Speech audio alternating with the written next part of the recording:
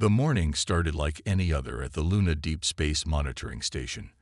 The coffee machine hummed quietly in the corner as Officer Tom Parker stared at his monitoring screens. His eyes were tired after an 8-hour shift of watching for any unusual activity in the solar system. Then everything changed. The alert system blared to life, its red warning lights reflecting off the metallic walls.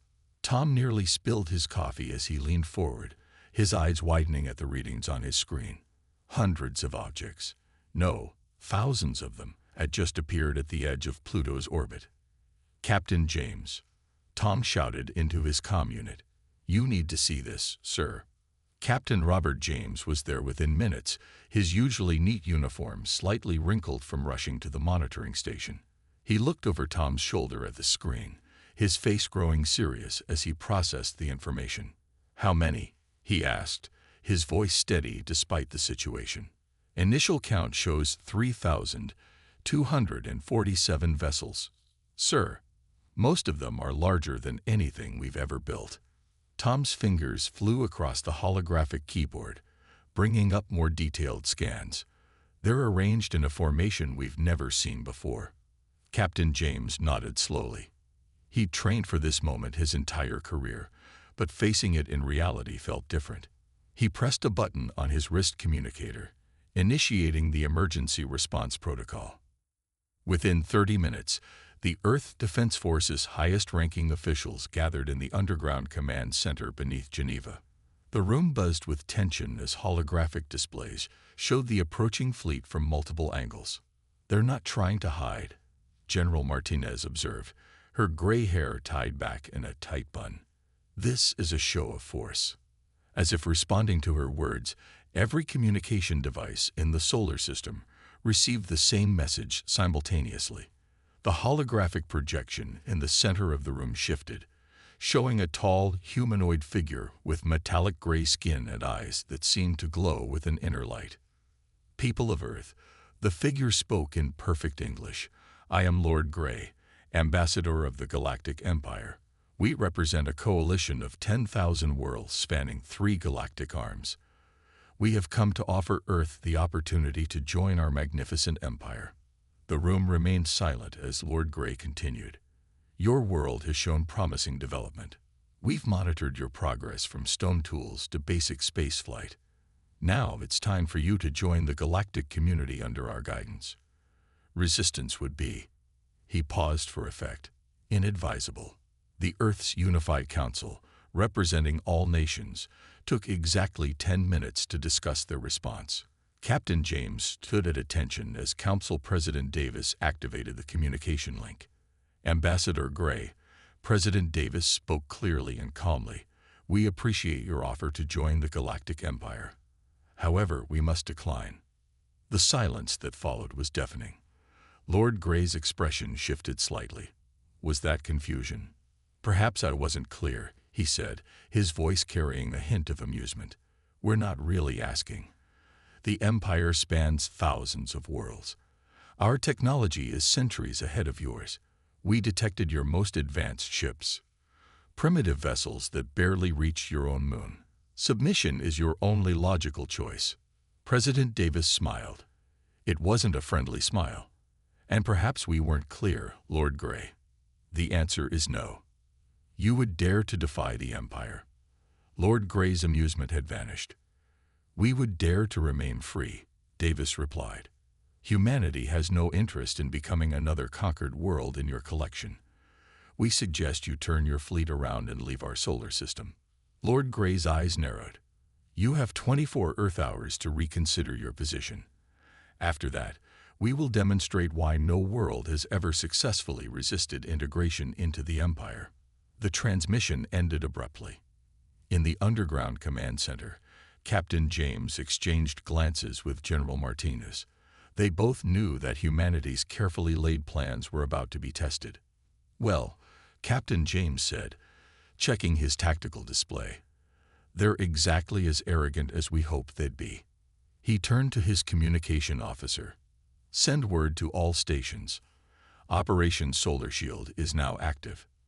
As the orders went out, James couldn't help but smile. The Empire thought they were dealing with a primitive species that would bow down before superior technology.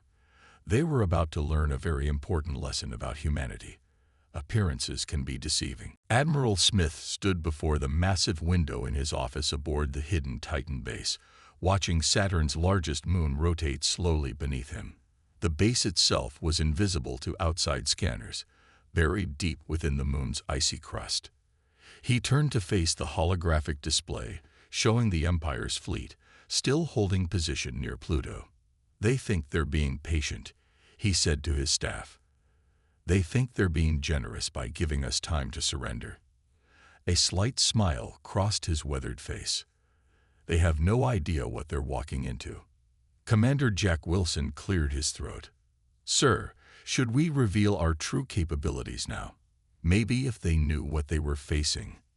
"No," Admiral Smith cut him off firmly. "Let them think they know everything. That's been our advantage for the past 68 years, ever since we found that crashed scout ship in Antarctica." The room grew quiet. Everyone knew the story, but few had heard it directly from someone who was there. Admiral Smith had been a young lieutenant when they discovered the Imperial scout ship buried in the ice. Instead of announcing it to the world, Earth's leaders had made a different choice. "We learned two things that day," Admiral Smith continued, walking to his desk. He pressed a button, and a holographic image of the scout ship appeared. "First, we learned we weren't alone. Second, we learned that the Empire was watching us. So we did what humanity does best. We adapted. We prepared. We deceived." The Admiral brought up another display, showing Earth's true defensive network. Hidden bases on Mars, weapon platforms disguised as asteroids, quantum-linked defense systems in Jupiter's atmosphere, and thousands of stealth satellites throughout the solar system. "The Empire's scans show them exactly what we want them to see," he explained. "They see outdated space stations. They see primitive rockets. They see a species that's barely reached its own moon." He chuckled. "They don't see our antimatter production facilities on Mercury. They don't see our quantum computers. And they certainly don't see our reversed-engineered Imperial tech." Lieutenant Mary Cooper raised her hand. "Sir, what about the civilian population? Shouldn't we at least warn them?" "Every human on Earth knows their part," Admiral Smith replied. "The bunker systems are ready. The underground cities can support our entire population for years if needed. We've been preparing for this since before most of you were born." He walked back to the window, his reflection overlapping with Titan's icy surface. "The Empire thinks they're giving us a warning. 24 hours to surrender or face destruction. But they don't understand. We've been waiting for them. Every child for the past 6 decades has grown up knowing this day would come." The Admiral's communicator beeped. It was a message from Earth's Unified Council. He read it and nodded slowly. "It's time," he announced. "The Council has approved Phase 1. Commander Wilson, begin evacuating all non-essential personnel from the orbital stations. Lieutenant Cooper, activate the civilian shelter protocols. Make it look like we're panicking." "Yes, sir," they responded in unison. As his staff hurried to carry out their orders, Admiral Smith opened a secure channel to all Earth's hidden military installations. "This is Admiral Smith. The moment we've prepared for has arrived. For 3 generations, we've hidden our true strength. We've let them think we're primitive. We've let them think we're weak. Now we're going to show them why humanity has survived every challenge we've ever faced." He paused, looking at the tactical display showing the Empire's fleet. They were so confident, so certain of their superiority. They had no idea that humans had been building weapons specifically designed to counter their technology for decades. "All stations, initiate Operation Solar Shield. But remember, we stay hidden until they cross Jupiter's orbit. Let them come to us. Let them think they have the advantage, because in 24 hours, the Galactic Empire is going to learn why you should never underestimate humanity."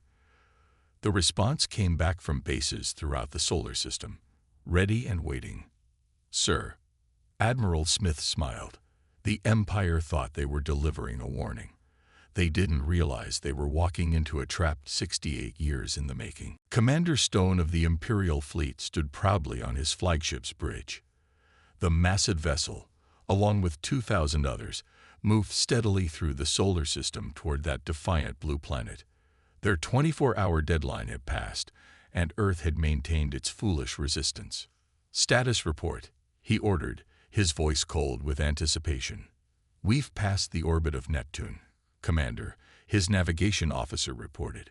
"No sign of defensive installations. Their primitive satellites can barely track us." Stone nodded. This would be the easiest conquest of his career. A primitive world with minimal space presence, yet they dared to refuse Imperial rule.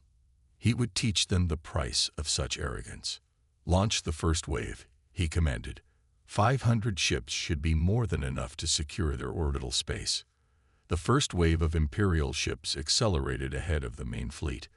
Their sensors showed nothing but a few outdated space stations and scattered satellites.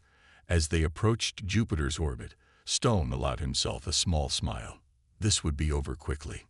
Then everything changed. Deep within Jupiter's eternal storms, hidden quantum platforms activated. Thousands of missiles, completely invisible to Imperial sensors, launched simultaneously. They moved faster than any weapons the Empire had ever encountered, leaving trails of blue fire across space. "Incoming fire," Stone's tactical officer screamed. "But there's nothing on our scans." "How?" The first wave of Imperial ships didn't even have time to raise their shields. The quantum-linked missiles passed straight through their standard defenses as if they weren't there. In 30 seconds, 200 Imperial ships erupted into balls of plasma. "Impossible." Stone slammed his fist on his command console. "Where are these weapons coming from?" His answer came in the form of a transmission. Admiral Smith's face appeared on their main screen, looking remarkably calm. "Welcome to the solar system," the human said with a slight smile. "I see you've met our Jupiter defense network. Would you like to see what we have hidden in Saturn's rings?" As if on cue, the ice and rock of Saturn's rings began to move. What the Empire had dismissed as natural debris transformed. Thousands of automated defense platforms emerged, their weapons already charging. "Full retreat," Stone ordered, but it was too late. The rings of Saturn erupted with energy. Beams of concentrated antimatter sliced through space, cutting Imperial ships in half. Quantum torpedoes appeared out of nowhere, somehow bypassing the most advanced shields in the galaxy. "How?" Stone demanded as his fleet scattered in panic. "Your world barely has space flight. You're primitives." Admiral Smith's smile grew wider. "Did you really think we'd show you our true capabilities? We learned long ago that appearing weak is the best defense against empires like yours." More human weapons appeared. Stealth fighters emerged from what seemed to be empty space. Platforms disguised as asteroids revealed themselves, launching swarms of self-replicating nanite weapons that ate through Imperial hull armor like paper. "Status report," Stone shouted as his flagship shuddered under another hit. "We've lost 40% of the fleet, sir," his tactical officer responded, voice shaking. "Their weapons. We've never seen anything like them. They're not following any known laws of physics." In the chaos, Stone received a private transmission from Admiral Smith. "Commander Stone," the human said quietly, "you have one chance to save the rest of your fleet. Retreat beyond Pluto's orbit. This is your only warning." Stone looked at his tactical display. In just 1 hour, the mighty Imperial fleet had been torn apart by weapons they couldn't even detect. His hand shook as he gave the order. "All ships, full retreat. Get us out of this system." As the surviving Imperial ships fled in disorder, Admiral Smith turned to his staff in the Titan Base Command Center. "Send word to all stations," he ordered. "Phase 1 complete. Prepare for their return. Next time, they'll come with their full force." He paused, looking at the retreating Imperial ships. "And this time, we'll show them what we've been hiding on Mars." The Imperial High Council chamber was silent. 12 of the most powerful beings in the galaxy sat around a massive black table, watching the battle footage from Earth for the third time. They watched again as their ships were torn apart by weapons that seemed to appear from nowhere. Fleet Admiral White slammed his fist on the table. Impossible. We had spies on their world for 50 years. Their technology was primitive. They were using combustion rockets, for Star's sake. High Counselor Reed, the oldest member present, leaned forward. Yet here we are, watching our ships burn. His ancient eyes narrowed. We've been deceived. The doors burst open as Imperial Intelligence Director Black rushed in, carrying a data crystal. Council members, you need to see this immediately. He inserted the crystal into the table's projector. New images appeared, satellite photos of Earth from the past 5 decades. But these were different from their previous intelligence.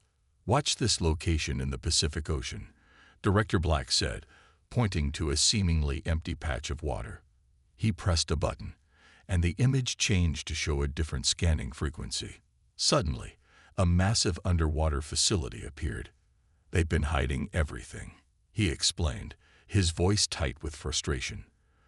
Those primitive rockets we saw, decoys, those simple satellites, disguised quantum communication relays, even their internet was a carefully crafted facade. But how? Fleet Admiral White demanded. Our technology is superior. We should have detected this. Director Black brought up more images, because they knew we were watching. Somehow, they found one of our scout ships. Instead of announcing it to their world, they kept it secret. They studied our technology, learned our detection methods, and built their entire civilization around fooling our scans. The council chamber erupted in angry mutters. High Counselor Reed raised his hand for silence. Show us their true capabilities, he ordered. Director Black nodded grimly. Based on what we've learned in the past 24 hours, Earth has at least 30 major underground cities we never detected. Their Mars colony isn't just a few small domes. It's a massive complex housing millions. Those gas mining stations around Jupiter. They're actually quantum weapon platforms. He paused, bringing up footage from the battle. And their weapons.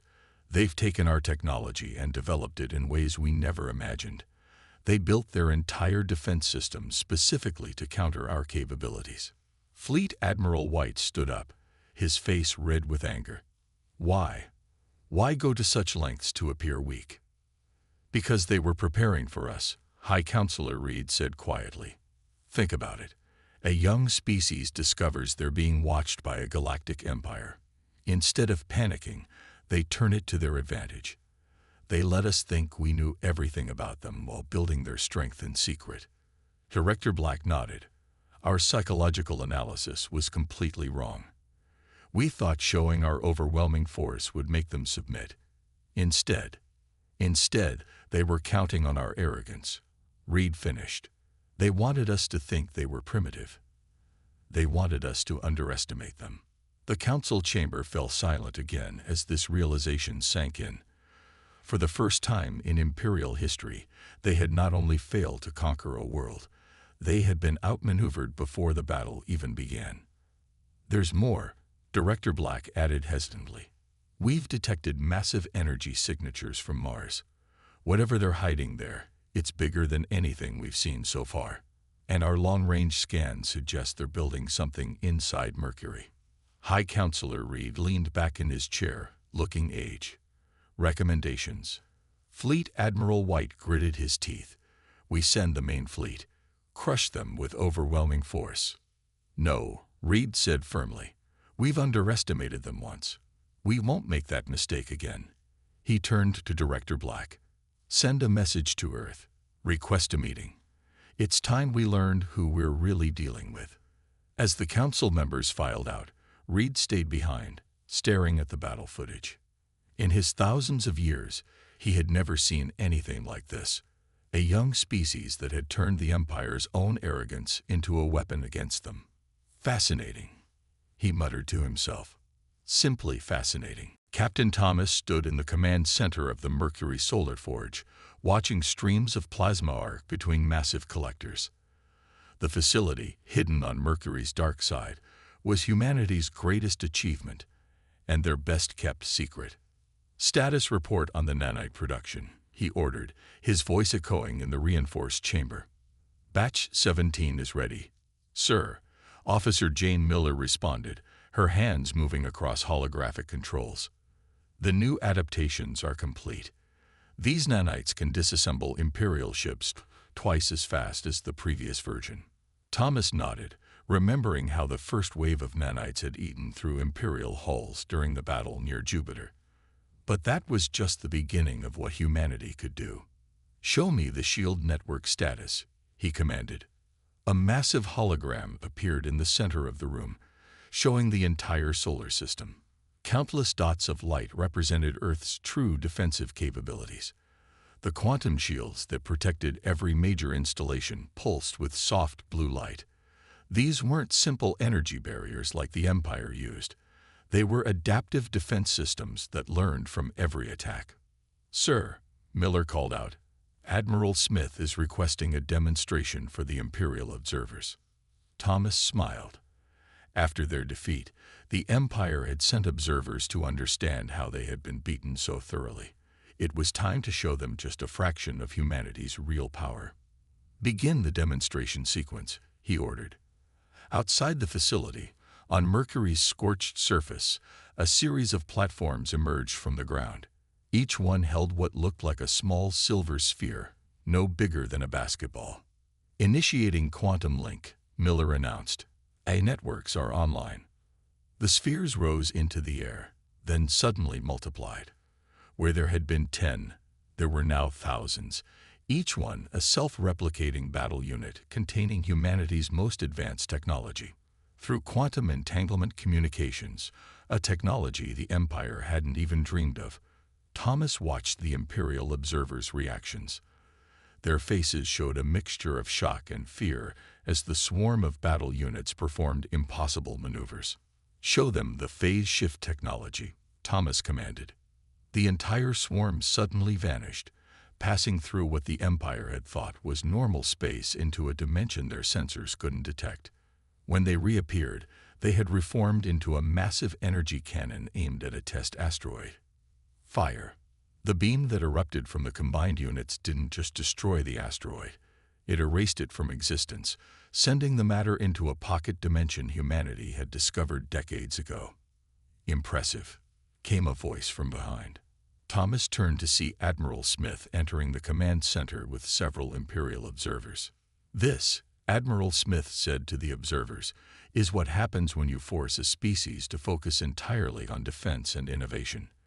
While you were busy conquering worlds, we were pushing the boundaries of physics itself." He walked to the hologram display, pointing to various installations throughout the solar system. "Quantum computers that can predict battle outcomes before they happen. AI systems that evolve faster than organic minds can think. Nanite swarms that can rebuild entire cities in days." One of the Imperial observers, his face pale, spoke up. "Why hide all this? You could have been a major power in the galaxy." Admiral Smith laughed softly. "And make ourselves a target? No, we learned from Earth's history. The strongest civilizations are often the ones nobody expects to be strong." Thomas brought up another display, showing the massive shipyards hidden inside Mars. Vessels unlike anything the Empire had ever seen were under construction there. Not warships, but exploration vessels, designed to traverse dimensions the Empire didn't know existed. "We weren't just preparing to defend ourselves," Thomas explained. "We were preparing to explore the universe in our own way. Your arrival just accelerated our timeline." Admiral Smith turned to the Imperial observers. "Now shall we discuss a new relationship between Earth and the Empire, one based on mutual respect rather than conquest." The observers could only nod, their eyes fixed on the displays showing technology that made their most advanced systems look primitive. Humanity hadn't just surprised them. They had completely rewritten the rules of what was possible. And this, Thomas knew, was only the beginning. Lord Grey stood at the window of his diplomatic vessel, watching Earth rotate slowly below. The blue planet looked peaceful from up here, but he now knew better. Behind that calm exterior lay the most formidable defensive network the Empire had ever encountered. "My lord," his aide approached with a data tablet, "the latest reports from our survey teams." Gray took the tablet, his expression growing more concerned as he read. The humans hadn't just built defensive systems, they had transformed their entire solar system into a fortress. The more they looked, the more they found. "Another hidden base?" he asked, noting a new entry in the report. "Yes, my lord. This one inside Venus's atmosphere. They've somehow developed materials that can withstand the extreme heat and pressure. They're using the planet's hostile environment as a natural shield for their manufacturing facilities." Gray sat down heavily in his command chair. In his 1,000 years of service to the Empire, he had never faced a situation like this. Every attempt to understand human technology only revealed more surprises. A communication request flashed on his screen. It was High Counselor Reed. "Report." Reed's ancient face appeared on the screen, looking tired. "The situation is complicated," Gray began. "We thought Earth had a population of 8 billion. We were wrong. With their Mars colonies, lunar cities, and asteroid habitats, they have closer to 15 billion. Their industrial capacity." "How bad is it?" Reed interrupted. "They could build a fleet larger than our entire empires in under a year," Gray replied.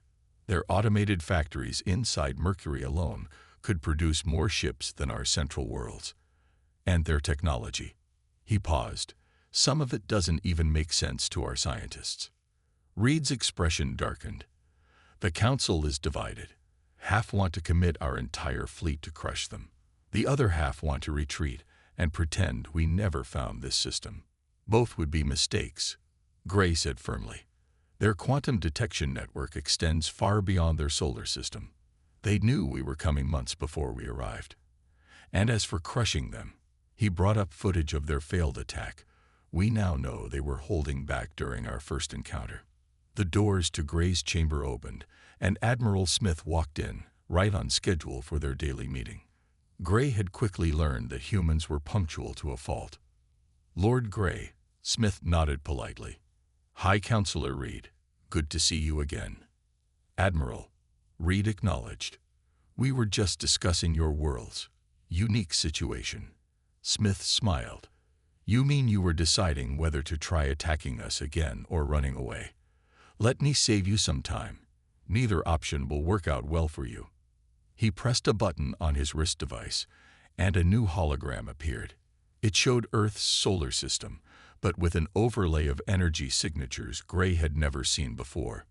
"This is our real defense network," Smith explained. "What you've seen so far, that's our outer layer. Would you like to know what we have closer to Earth?" Gray and Reed exchanged glances. The casual way Smith offered this information was more terrifying than any threat. "What do you want?" Reed asked finally. "The same thing we wanted from the start, to be left alone," Smith replied. "We'll share some of our technological developments. We'll even help you improve your defenses against genuine threats. But Earth and its solar system remain independent." "And if we refuse?" Gray asked, already knowing the answer. Smith's smile faded. "Then we'll demonstrate why forcing humanity into a corner is a very, very bad idea. We've spent generations preparing for this moment. We've built weapons you can't detect, defenses you can't breach, and technologies you can't understand. All because we knew, someday, someone like you would come." The silence that followed was heavy with meaning. Gray looked at Reed's image on the screen, seeing his own realization mirrored there. They hadn't discovered a primitive world ready for conquest. They had awakened a sleeping giant that had been preparing for them all along.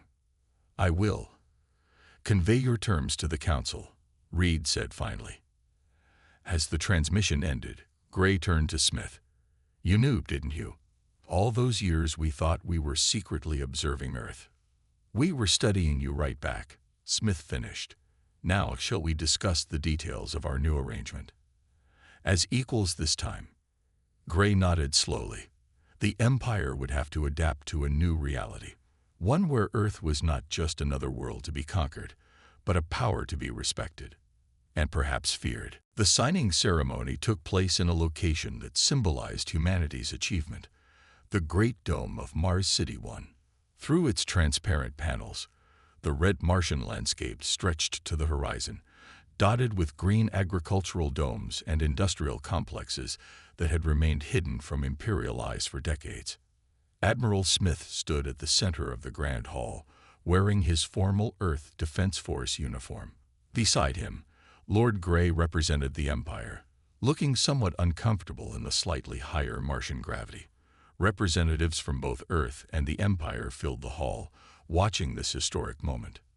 "The treaty is ready, gentlemen," announced High Counselor Reed, who had personally traveled from the Imperial capital to oversee the signing. Smith picked up the quantum-linked tablet, reading the terms one final time. "The Galactic Empire hereby recognizes Earth and its solar system as a sovereign independent territory.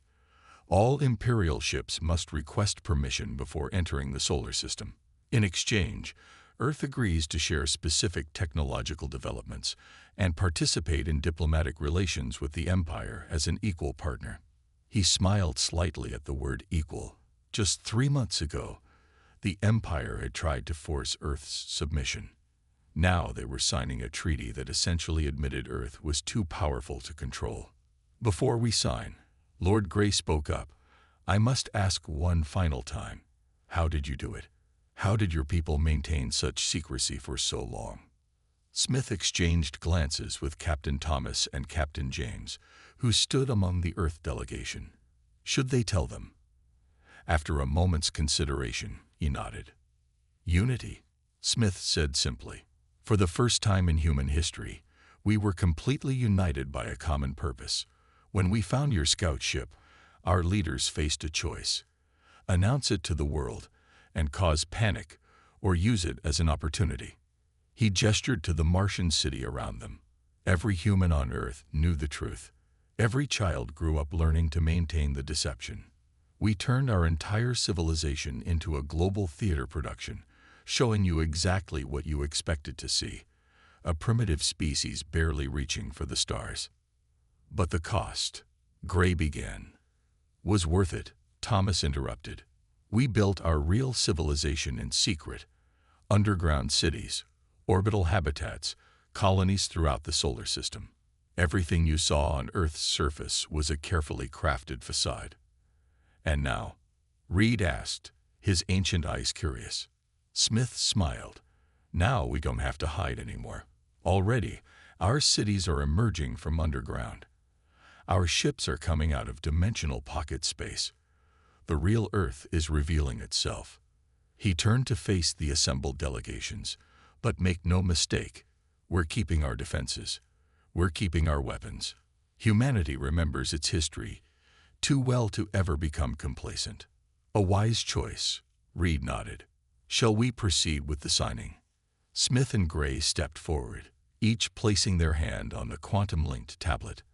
As they pressed their thumbs to sign, a cheer went up from both delegations. It was done. Earth had become the first world in history to successfully resist Imperial integration. Later, as the celebrations continued, Smith stood with James and Thomas on an observation deck, watching ships from both Earth and the Empire move freely through Martian space. "Think they've learned their lesson?" James asked. "About underestimating humanity." Smith chuckled. "I believe they have. But more importantly, they've learned something about themselves. Their empire isn't invincible. Maybe that knowledge will make them think twice before trying to conquer the next civilization they meet." "And what about us?" Thomas asked. "What does humanity do now?" Smith turned to look at a massive ship emerging from its dimensional pocket near Phobos. It was Earth's first official exploration vessel, designed to travel beyond known space. "Now," he smiled, "now we do what humans have always done. We explore, we innovate, we push boundaries. But this time, we do it openly, as equals in the galaxy." He paused, watching the ship power up its dimensional drive. "And maybe, just maybe, We'll find others out there who need our help in staying free." The ship vanished in a flash of light, heading for regions of space even the Empire hadn't explored. Humanity had faced its first galactic challenge and emerged stronger. The facade was gone, replaced by something far more powerful, the truth of what humanity could achieve when united by a common cause.